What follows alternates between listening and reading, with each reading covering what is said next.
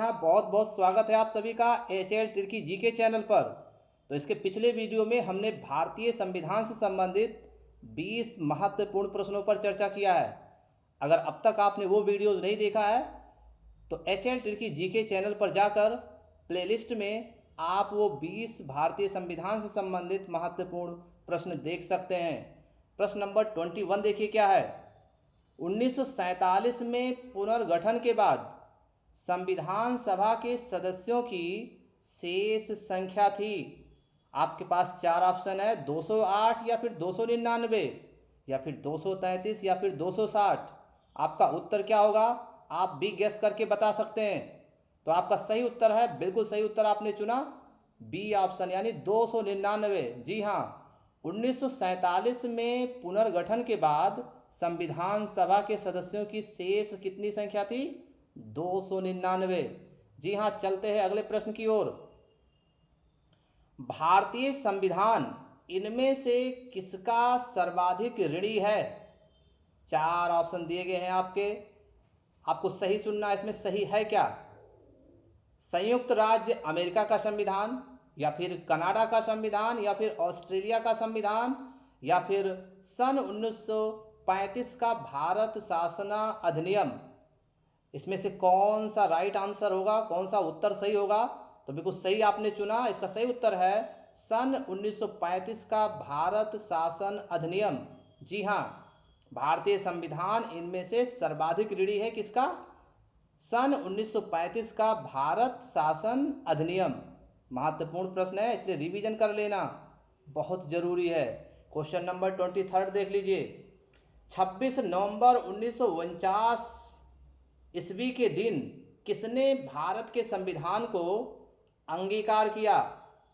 Options A Bharat की जनता ने, या फिर ऑप्शंस बी भारत की संसद ने, या फिर ऑप्शन सी निर्वाचन सभा ने, या फिर ऑप्शंस डी मंत्रिमंडल ने। क्या होगा सही इसका उत्तर? तो बिल्कुल सही गेस किया आपने, बिल्कुल सही ऑप्शन है पहला ऑप्शन, भारत की जनता ने। प्रश्न नंबर 24 देख लेते हैं। संविधान सभा के अस्थायी अध्यक्ष कौन थे?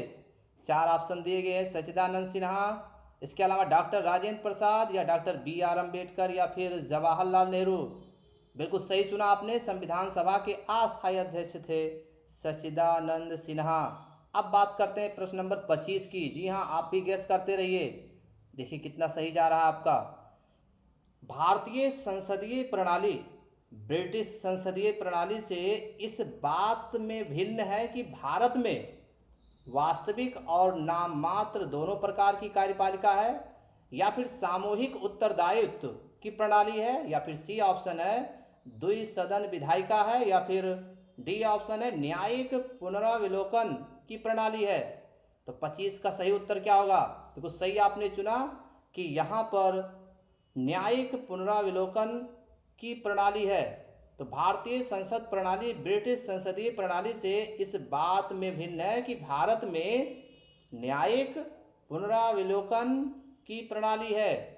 अब हम बात करते हैं प्रश्न नंबर 26 की। जी हाँ, क्वेश्चन नंबर 26 देख लेते हैं। भारतीय संविधान के लिए चुनाव कब निश्चित किया गया? चार ऑप्शन दिए गए हैं, जून 1946 में, या फिर जुलाई 1946 में, सितंबर 1947 में, या फिर दिसंबर 1946 में। तो इसका सही उत्तर ढूंढिए। जी हाँ, बिल्कुल सही चुना आपने कि जुलाई 1946 ईस्वी में, यानी 26 का वी ऑप्शन सही है। प्रश्न नंबर 27 की बात करें तो भारत के संविधान ने राष्ट्रीय ध्वज को सर्वप्रथम कब स्वीकार किया था? 22 जुलाई 1947, या फिर 23 जुलाई 1947, 25 जुलाई 1947, या फिर 15 अगस्त 1947।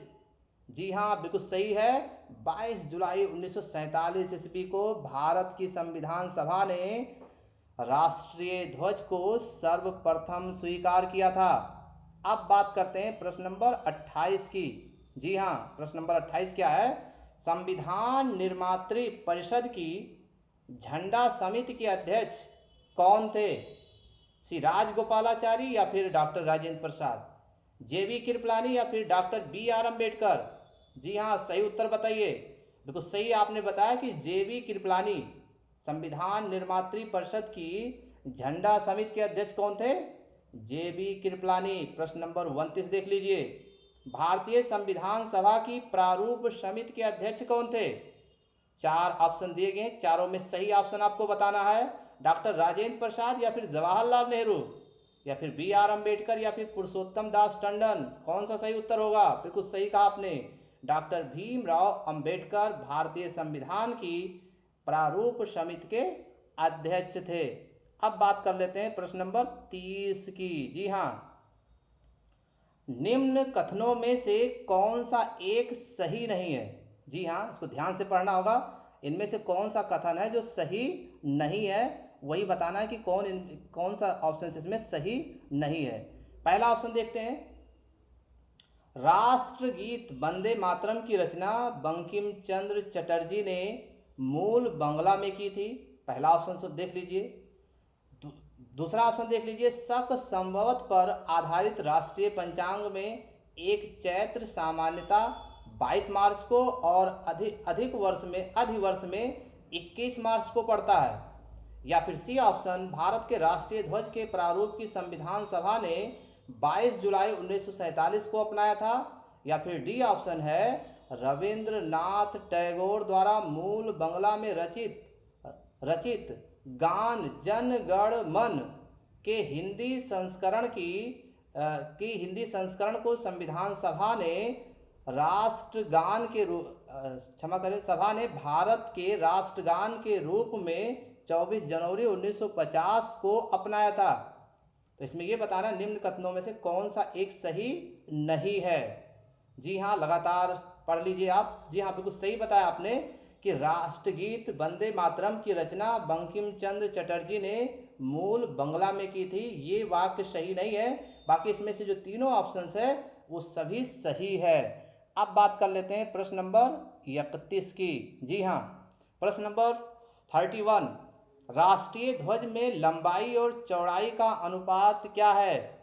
तो लंबाई और चौड़ाई का अनुपात बताना है कि इसकी लंबाई और चौड़ाई का अनुपात क्या है। आपके पास 4 ऑप्शन दिए गए हैं, चारों ऑप्शन में सही ऑप्शन चुनना है। जी हाँ, 4 ऑप्शन में दिए गए हैं, 3:2, 2:3 या फिर 3:3 या फिर 2:2। तो इसका सही ऑप्शन होगा, पहला ऑप्शन सही है, 3:2 राष्ट्रीय ध्वज में लंबाई और चौड़ाई का अनुपात है। प्रश्न नंबर 32 की बात करें, राष्ट्रीय ध्वज में ऊपर से रंग है। राष्ट्रीय ध्वज में ऊपर से रंग है, आपको सही ऑप्शन चुनना है। इसमें से सफ़ेद हरा केसरिया या फिर हरा सफ़ेद केसरिया या फिर केसरिया सफ़ेद हरा या फिर नीला सफ़ेद हरा, इसमें कौन सा उत्तर सही होगा? जी हाँ, बिल्कुल सही कहा आपने, केसरिया सफ़ेद हरा। ये जो है राष्ट्रीय ध्वज में ऊपर से रंग है। केसरिया सबसे ऊपर है, बीच में सफ़ेद और सबसे नीचे क्या है? हरा है। बिल्कुल सही उत्तर है ये। और बात करें 33 की। जी हाँ, राष्ट्रीय ध्वज के चक्र में कितने स्पोक हैं, यानी कितनी तीलियां हैं? तो बिना ऑप्शंस के भी आप इसको बता सकते हैं, 24। क्वेश्चन नंबर 34 की बात करें कि राष्ट्रीय ध्वज में हरा रंग किसका प्रतीक है?